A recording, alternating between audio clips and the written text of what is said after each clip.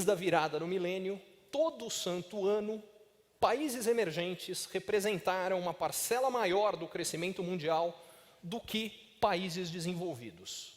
Nunca antes na história desse planeta isso tinha acontecido. Para ser mais preciso, tinha acontecido uma única vez no ano de 1991, um ponto fora da curva, mas de lá para cá, essa é a regra. A maior parte do crescimento do lucro das empresas mundiais não acontece em países ricos, acontece em países como o Brasil.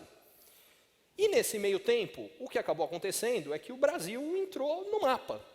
O Brasil, entre 2004 e 2010, teve uma média anual de crescimento de 5% ao ano, 2,5 vezes a média de crescimento do próprio Brasil nos 25 anos anteriores, e o PIB brasileiro foi de 500 bilhões de dólares para 2,5 trilhões de dólares. O que aconteceu? O que mudou no mundo? O que mudou foi muito simples.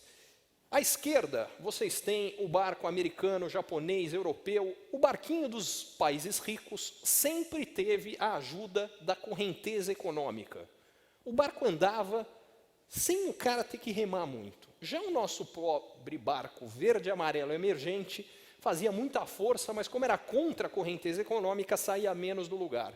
Até que aconteceu uma pororoca econômica, quando, em dezembro de 2001, a China entrou na Organização Mundial do Comércio. Naquele momento, 4 coisas mudaram na economia mundial a favor de países emergentes como o Brasil, contra países ricos. Primeira coisa que mudou foi preços de matérias-primas. Alimentos, metais, minerais, fontes de energia sobe, porque a procura sobe, os chineses são muitos, com fome, e o resultado, num processo de urbanização e industrialização, o resultado, sobe o preço do que nós vendemos. Muito comentado. Aliás, sobe o preço do que europeus e japoneses importam. Atrapalha eles, ajuda a gente. Segunda coisa é menos comentada. Cai o preço de tudo que os chineses vendem. O que tem muito na China? Chinês, essa é fácil, vai gente. Muito simples. Para economistas maldosos como eu, braço para trabalhar, oferta de mão de obra. O que acontece quando a oferta de algo é grande? O preço é baixo. O custo do trabalho na China é baixo porque a oferta de mão de obra é ampla.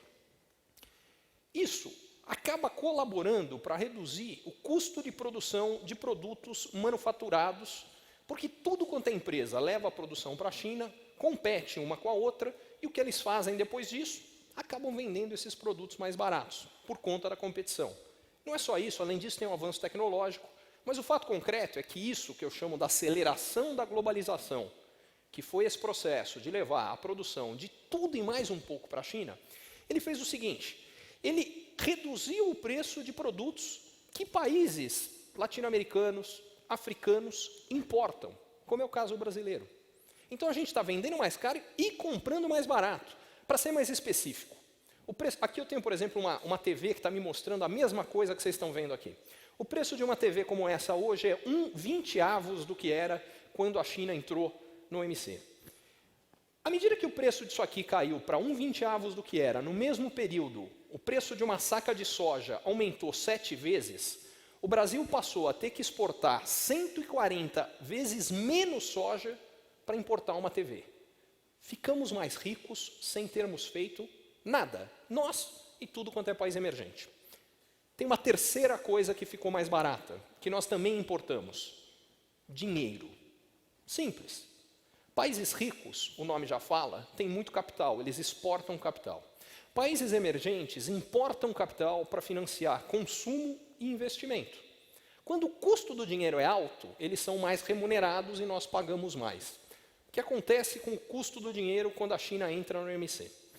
Eles derrubam a inflação global. Cai a inflação, juros no mundo caem também. Na sequência, vem a crise financeira global. Países ricos não crescem, precisam estimular a economia e reduzem a taxa de juros. A nossa taxa básica, Selic, acabou de subir para 11,25%. Quanto vocês acham que é a média de taxa de juros básica em Estados Unidos, Europa e Japão hoje? Quem acha que são 3%, levanta a mão para mim, por favor. 2? 1? Meio? A taxa é 0,1% ao ano. Isso faz o seguinte, inunda o mundo de dinheiro barato. E, de repente, países emergentes conseguem financiar investimento e consumo, crescem mais. Essas três mudanças iniciais provocam uma quarta. Países emergentes estavam acostumados a perderem talento. Gente boa, bem preparada, saía daqui e ia trabalhar nos Estados Unidos, Europa e Japão, porque tinham melhores chances lá. Nos últimos 7 anos, o movimento foi invertido. Brasileiros, por exemplo, pelas minhas estimativas, não há um número oficial, mas pelas minhas estimativas, 600 mil brasileiros voltaram de 7 anos para cá, para o Brasil, que antes trabalhavam nos Estados Unidos, Europa e Japão. Aliás, eu inclusive. Mas os outros são muito melhores do que eu, garanto para vocês. O que importa? Gente, aliás, não é só brasileiro, a gente está trazendo estrangeiro. A minha consultoria fez um estudo, ano passado, de cada 13 empregos formais, com visto de trabalho, gerados no Brasil, um foi ocupado por um estrangeiro. A última vez que o Brasil trouxe tanto estrangeiro para trabalhar aqui, era o ciclo do café. Por que importa? Porque talento ajuda no processo de desenvolvimento. O resultado dessas 4 mudanças, países emergentes crescendo mais, países ricos crescendo menos. E acontece mais uma que é demográfica. Se vocês notarem, cada barquinho tinha 7 remadores e 3 passageiros, até que no barquinho europeu, à esquerda, 2 dos remadores ficaram velhinhos, se aposentaram e pararam de remar. Menos gente trabalhando, mais gente tendo que ser sustentada em um país crescendo menos. Já no lado brasileiro, emergente, acontece o inverso. Mais gente trabalhando porque a taxa de natalidade caiu, também há mais aposentados no Brasil do que havia há 10 anos, só que a queda da taxa de natalidade mais do que compensou isso. O número de crianças no Brasil hoje, de 0 a 15 anos, é 5,5 milhões menor do que era em 2000. Resumo da ópera. Por conta de todas essas mudanças, de 12 anos para cá, o crescimento médio do PIB dos países desenvolvidos foi de 1,1% ao ano, menos da metade do que os mesmos países cresceram nos 30 anos anteriores. Já nos emergentes, o crescimento dobrou. E isso é que explica por que, de 2004 a 2010, o Brasil cresceu muito mais rápido. O resto do mundo emergente continuou crescendo mais rápido, apesar de uma desaceleração cíclica que a gente tem visto de um ano mais ou menos para cá. Todo mundo está crescendo menos.